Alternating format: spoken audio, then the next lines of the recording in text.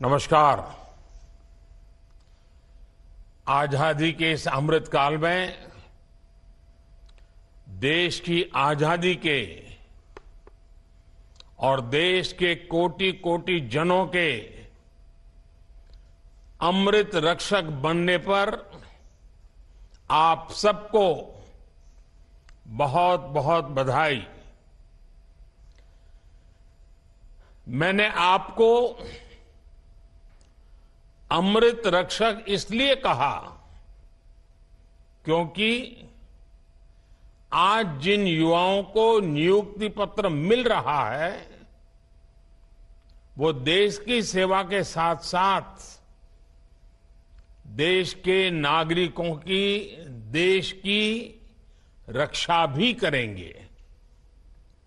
इसलिए एक तरह से आप इस अमृत काल के जन और अमृत रक्षक भी हैं। मेरे परिवारजनों, इस बार रोजगार मेला का ये आयोजन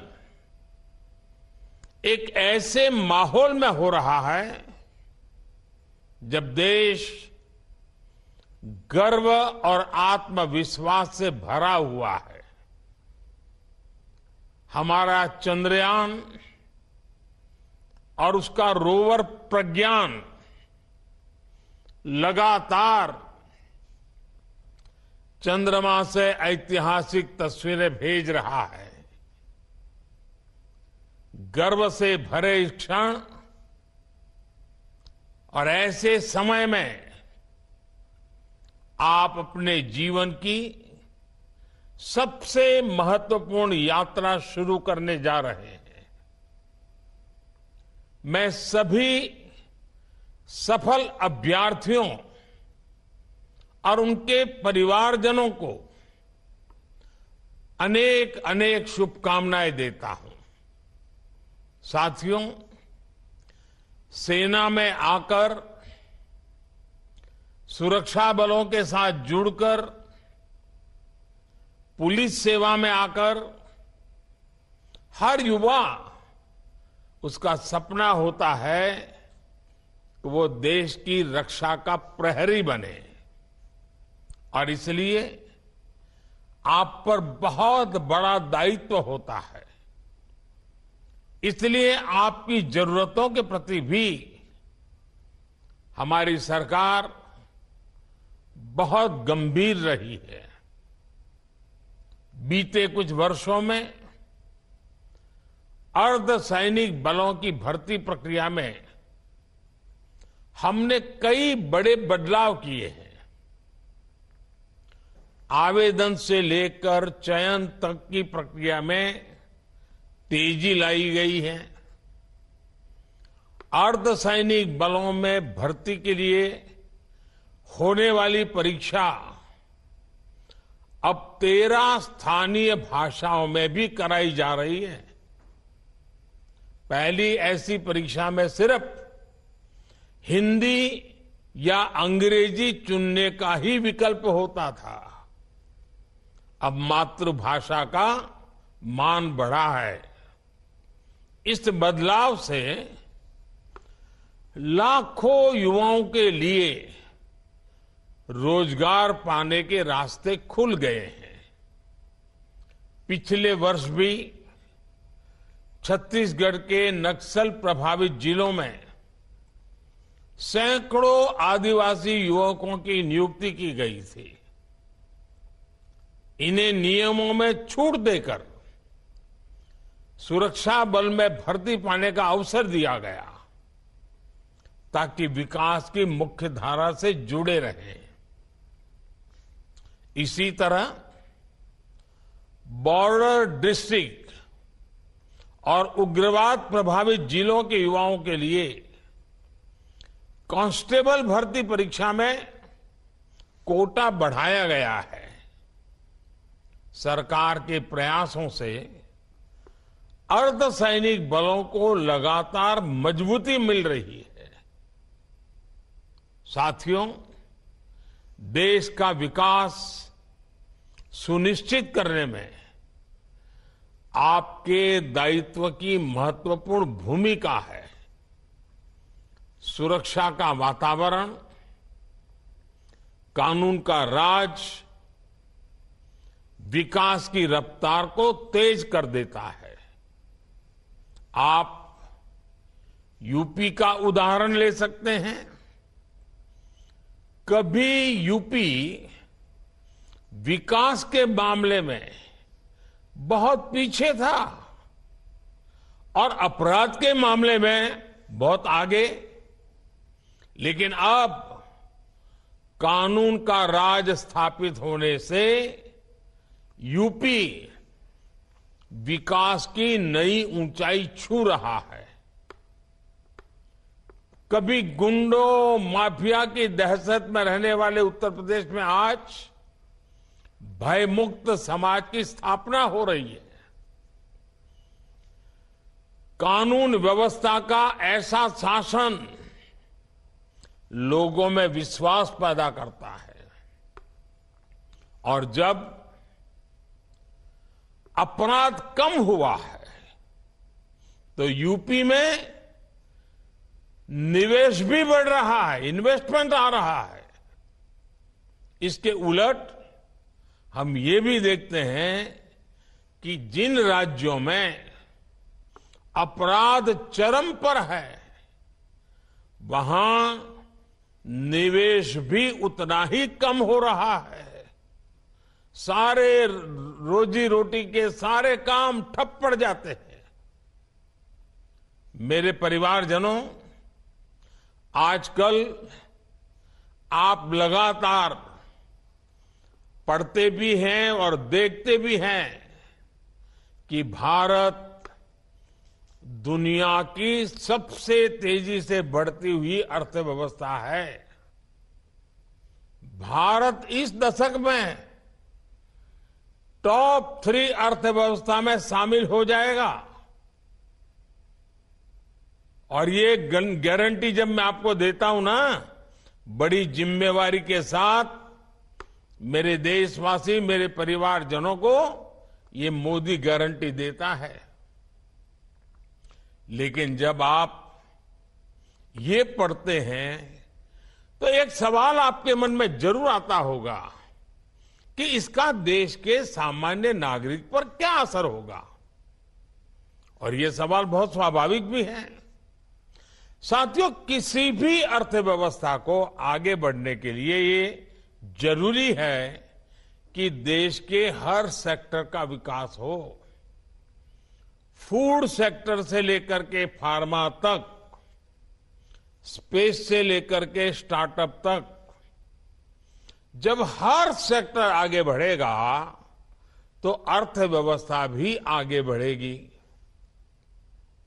आप फार्मा इंडस्ट्री का उदाहरण ले लीजिए। महामारी के समय भारत के फार्मा इंडस्ट्री की बहुत सराहना की गई। आज ये इंडस्ट्री 4 लाख करोड़ रुपए से ज्यादा की है और कहा यह जा रहा है कि 2030 तक भारत की फार्मा इंडस्ट्री करीब 10 लाख करोड़ रुपए की हो जाएगी। अब ये फार्मा इंडस्ट्री आगे बढ़ेगी तो इसका क्या मतलब हुआ? इसका मतलब ये हुआ कि इस दशक में फार्मा इंडस्ट्री को आज की तुलना में कई गुना ज्यादा युवाओं की जरूरत पड़ेगी। रोजगार के अनेक नए अवसर आएंगे। साथियों, आज देश में ऑटोमोबाइल और ऑटो कंपोनेंट्स, इस इंडस्ट्री में भी बहुत तेजी से बढ़त देखने को मिल रही है। फिलहाल ये दोनों इंडस्ट्री 12 लाख करोड़ रुपए से ज्यादा की है। आने वाले वर्षों में इसके और बढ़ने की उम्मीद है। इस ग्रोथ को संभालने के लिए ऑटोमोबाइल इंडस्ट्री को भी बहुत सारे संख्या में नए युवकों की जरूरत होगी, नए लोगों की जरूरत पड़ेगी, रोजगार के अनगिनत अवसर बनेंगे। आपने देखा होगा कि इन दिनों फूड प्रोसेसिंग इंडस्ट्री के महत्व की भी काफी चर्चा होती है। भारत का फूड प्रोसेसिंग मार्केट पिछले साल करीब करीब 26 लाख करोड़ रुपए का था। अब अगले 3-3.5 साल में ये सेक्टर करीब 35 लाख करोड़ रुपए का हो जाएगा। यानी जितना विस्तार होगा उतने अधिक युवकों की जरूरत पड़ेगी, उतने नए रोजगार के मौके खुल जाएंगे। साथियों, भारत में आज इंफ्रास्ट्रक्चर का तेजी से विकास हो रहा है। पिछले 9 साल में केंद्र सरकार ने 30 लाख करोड़ रुपए से ज्यादा इंफ्रास्ट्रक्चर पर खर्च किए हैं। इससे देश भर में कनेक्टिविटी का विस्तार तो हो ही रहा है। इसने पर्यटन और हॉस्पिटैलिटी सेक्टर में नई संभावनाओं को जन्म दिया है और नई संभावनाओं का सीधा मतलब है कि ज्यादा से ज्यादा रोजगार के मौके बनते जा रहे हैं। साथियों, 2030 तक हमारी अर्थव्यवस्था में टूरिज्म सेक्टर का योगदान 20 लाख करोड़ रुपए से भी ज्यादा होने का अनुमान है। माना जा रहा है कि अकेले इस इंडस्ट्री से 13 से 14 करोड़ लोगों को नए रोजगार की संभावना बढ़ने वाली है। इन सारे उदाहरणों से आप समझ कर सकते हैं कि भारत का विकास सिर्फ नंबर की रेस नहीं है। इस विकास का भारत के हर नागरिक के जीवन पर प्रभाव पड़ेगा। इसका मतलब है कि बड़ी संख्या में रोजगार के अवसर तैयार हो रहे हैं और इससे आय में बढ़ोतरी और क्वालिटी ऑफ लाइफ सुनिश्चित हो रही है। हम परिवार में भी देखते हैं ना, अगर हम किसान हैं, अच्छी फसल हुई, ज्यादा फसल हुई, अच्छे दाम मिले तो घर के अंदर कैसे रौनक आ जाती है। कपड़े नए आते हैं, बाहर जाने का मन करता है, नई चीजें खरीदने का मन करता है। घर की अगर आय बढ़ी तो घर के लोगों के जीवन में भी बदलाव आता है। जैसे परिवार में है ना, देश में भी वैसा ही है। जैसे देश की आय बढ़ती है, देश की ताकत बढ़ती है, देश में संपत्ति बढ़ती है, तो देश के नागरिकों का जीवन संपन्न बनना शुरू हो जाता है। साथियों, पिछले 9 वर्षों के हमारे प्रयासों से परिवर्तन का एक और नया दौर दिखने लगा है। पिछले साल भारत ने रिकॉर्ड एक्सपोर्ट किया। ये संकेत है कि दुनिया भर के बाजारों में भारतीय सामानों की डिमांड लगातार बढ़ रही है। इसका मतलब है कि हमारा प्रोडक्शन भी बढ़ा है और प्रोडक्शन के लिए जो नए नौजवान लगे उसके कारण रोजगार भी बढ़ा है और स्वाभाविक है इसके कारण परिवार की आय भी बढ़ रही है। आज भारत दुनिया का दूसरा सबसे बड़ा मोबाइल फोन निर्माता देश है। देश में मोबाइल फोन की डिमांड भी लगातार बढ़ रही है। सरकार के प्रयासों ने मोबाइल मैन्युफैक्चरिंग को भी कई गुना बढ़ा दिया है। अब देश मोबाइल से आगे बढ़कर दूसरे इलेक्ट्रॉनिक गैजेट्स पर भी फोकस कर रहा है। आईटी हार्डवेयर प्रोडक्शन के लिए क्षेत्र में हम वैसी ही सफलता दोहराने वाले हैं जैसी मोबाइल के क्षेत्र में हासिल की है। वो दिन दूर नहीं होगा जब मोबाइल की तरह ही भारत में बने एक से बढ़कर एक लैपटॉप, टैबलेट और पर्सनल कंप्यूटर दुनिया में हमारी शान बढ़ाएंगे। वोकल फॉर लोकल के मंत्र पर चलते हुए भारत सरकार भी made in India laptop, computer जैसे अनेक प्रोडक्ट्स खरीदने पर जोर दे रही है। इससे मैन्युफैक्चरिंग भी बढ़ी है और युवाओं के लिए रोजगार के नए मौके भी बन रहे हैं। इसलिए मैं फिर कहूंगा, अर्थव्यवस्था के इस पूरे चक्र को संभालने की, इसे सुरक्षा देने की बहुत बड़ी जिम्मेदारी आप सभी, जब ये सुरक्षा कर्मी के रूप में आपका जीवन आरंभ हो रहा है, आपका कार्य आरंभ हो रहा है, तो कितनी जिम्मेवारी आपके सर पर है, इसका आप भली भांति अंदाज लगा सकते हैं।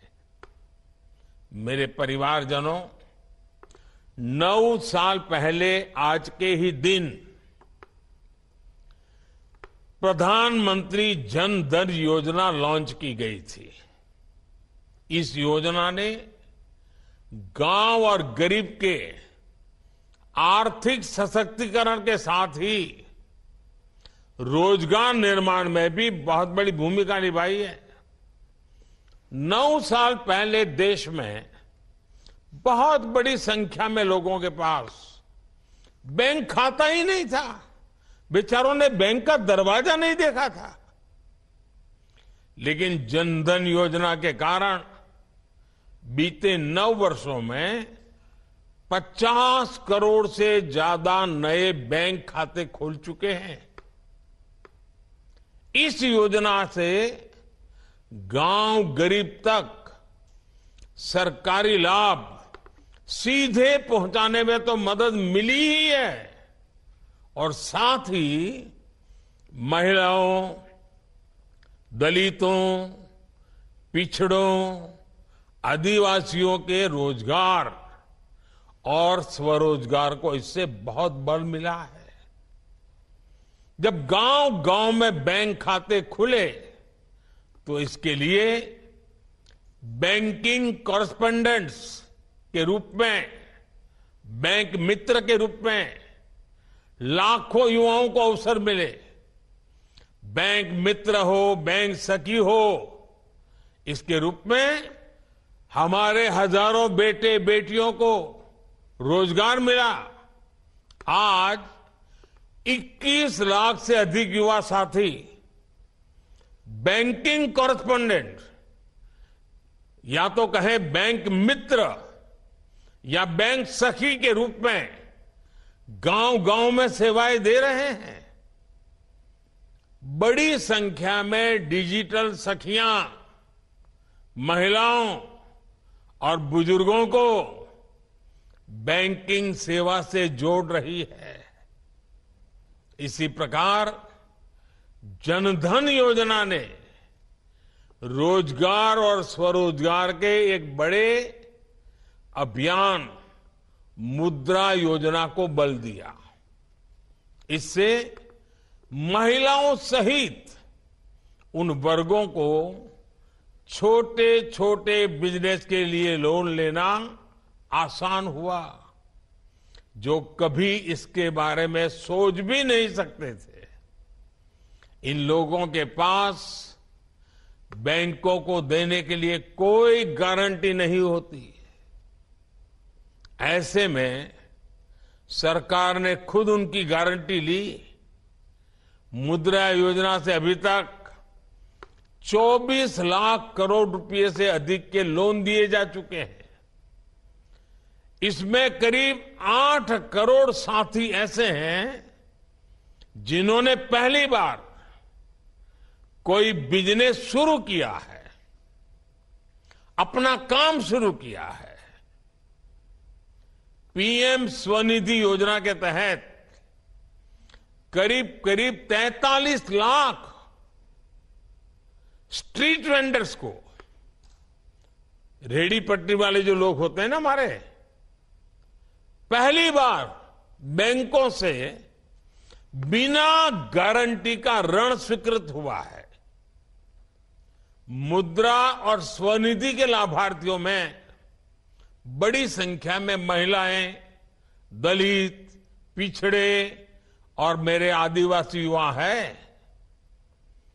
जनधन खातों ने गांवों में महिला सेल्फ हेल्प ग्रुप्स को मजबूत बनाने में भी बहुत मदद की है। आजकल तो मैं गांव में जाता हूं, जब महिला सेल्फ हेल्प ग्रुप की बहनों को मिलता हूं तो कई तो उसमें से आके गए मैं तो लखपति दीदी हूं। ये सब इसी से संभव हुआ है। सरकार जो आर्थिक मदद करती है वो महिला सेल्फ हेल्प ग्रुप से जुड़ी महिलाओं के बैंक खातों में अब सीधे जमा होता है। जनधन योजना ने देश में सामाजिक और आर्थिक परिवर्तन को गति देने में जो भूमिका निभाई है वो वाकई हमारी बड़ी बड़ी यूनिवर्सिटीज के लिए अध्ययन का विषय है। साथियों, अब तक रोजगार मेले के अनेक आयोजनों में लाखों युवाओं को मैं संबोधित कर चुका हूं। उन युवाओं को पब्लिक सर्विस या अन्य क्षेत्रों में रोजगार मिला है। गवर्नमेंट और गवर्नेंस में बदलाव लाने के मिशन में आप सभी युवा मेरी सबसे बड़ी ताकत है। आप सभी उस पीढ़ी से आते हैं जहां सब कुछ बस एक क्लिक पर मिल जाता है। इसलिए आप समझ सकते हैं कि लोग हर सर्विस की तेज डिलीवरी चाहते हैं। आप अच्छी तरह जानते हैं कि आज की पीढ़ी समस्याओं का टुकड़ों में समाधान नहीं चाहती, उन्हें स्थायी समाधान चाहिए। इसलिए पब्लिक सर्वेंट्स होने के नाते आपको ऐसे फैसले लेने होंगे, ऐसी जिम्मेवारियां निभानी होगी, हर पल ऐसे तैयार रहना होगा जो लंबे समय तक लोगों के लिए फायदेमंद हो। आप जिस पीढ़ी से संबंध रखते हैं वो कुछ हासिल करने का इरादा रखती है। ये पीढ़ी किसी का फेवर नहीं चाहती, वो बस ये चाहती है कि कोई उनके रास्ते का रोड़ा ना बने। इसलिए पब्लिक सर्वेंट्स के तौर पर आपके लिए ये समझना बहुत आवश्यक है कि सरकार जनता की आकांक्षाओं को पूरा करने के लिए हमेशा जनता की सेवा के लिए है। आप ये समझते हुए काम करेंगे तो कानून व्यवस्था को बनाए रखने में भी आपको बहुत मदद मिलेगी। साथियों, अर्धसैनिक बलों में अपनी महत्वपूर्ण जिम्मेदारी को पूरा करने के साथ साथ आप सीखते रहने की प्रवृत्ति को भी बनाए रखें। आप जैसे कर्मयोगियों के लिए आई गॉट कर्मयोगी पोर्टल पर 600 से ज्यादा अलग अलग कोर्सेज उपलब्ध है। सर्टिफिकेट कोर्सेज हैं। 20 लाख से ज्यादा सरकारी कर्मचारियों ने इस पोर्टल पर रजिस्ट्रेशन कराया है। वो ऑनलाइन पढ़ाई कर रहे हैं, परीक्षाएं दे रहे हैं। मेरा आग्रह है कि आप सब भी इस पोर्टल से पहले दिन से ही जुड़ जाइए और पहले दिन से तय कीजिए मैं ज्यादा से ज्यादा कोर्सेज करूं, ज्यादा से ज्यादा सर्टिफिकेट कोर्स करूं, ज्यादा से ज्यादा सर्टिफिकेट प्राप्त करूं। और आप देखिए, जो सीखेंगे, जानेंगे, समझेंगे, वो सिर्फ एग्जाम के लिए नहीं है, आपके जीवन में उत्तम से उत्तम ड्यूटी करने के लिए है। एक श्रेष्ठ अफसर बनने का सामर्थ्य उसमें पड़ा हुआ है। साथियों, आपका क्षेत्र यूनिफॉर्म की दुनिया का है। मैं आप सबसे आग्रह करूंगा, फिजिकल फिटनेस में जरा भी कॉम्प्रोमाइज मत कीजिए, क्योंकि आपका काम समय के बंधनों में बंधा हुआ नहीं होता है। मौसम का हर मार आपको झेलना पड़ता है। फिजिकल फिटनेस ये आपके विभाग में काम करने वालों के लिए बहुत जरूरी है। फिजिकल फिटनेस से ही आधा काम तो यूं ही हो जाता है। अगर आपके ढंग से आप खड़े हैं तो कानून व्यवस्था संभालने में कुछ करना नहीं पड़ता है, खड़ा रहना ही काफी हो जाता है। दूसरा मेरा मत है, आपकी ड्यूटी में तनावपूर्ण पल बहुत बार आते हैं। छोटी छोटी बात में तनाव आ जाता है। योगा ये आपके जीवन में नित्य प्रैक्टिस होनी चाहिए। आप देखेंगे एक संतुलित मन आपके कार्य के लिए बहुत बड़ी ताकत देगा। योगा ये सिर्फ फिजिकल एक्सरसाइज नहीं है। स्वस्थ मन के लिए, संतुलित मन के लिए और आप जैसे लोगों की ड्यूटी में तनाव से मुक्त रहने के लिए ये जीवन का हिस्सा होना बहुत जरूरी है। साथियों, देश 2047 में जब आजादी के 100 साल मनाएगा, तब आप सरकार में बहुत उच्च पद पर पहुंचे होंगे। ये 25 साल देश के और ये 25 साल आपकी जिंदगी के कितना अद्भुत संयोग है। अब मौका आपको नहीं गंवाना है। अपनी पूरी शक्ति, सामर्थ्य, जितना उसका विकास कर सकते हैं करिए, जितना ज्यादा समर्पण कर सकते हैं करिए, जितना ज्यादा जन सामान्य के जीवन के लिए अपने जीवन को खपा दें। आप देखिए, जीवन में एक अद्भुत संतोष मिलेगा, एक अद्भुत आनंद मिलेगा और आपके व्यक्तिगत जीवन की सफलता आपको संतोष देगी। मेरी आपको बहुत शुभकामनाएं हैं। आपके परिवारजनों को बहुत बहुत बधाई है। बहुत बहुत धन्यवाद।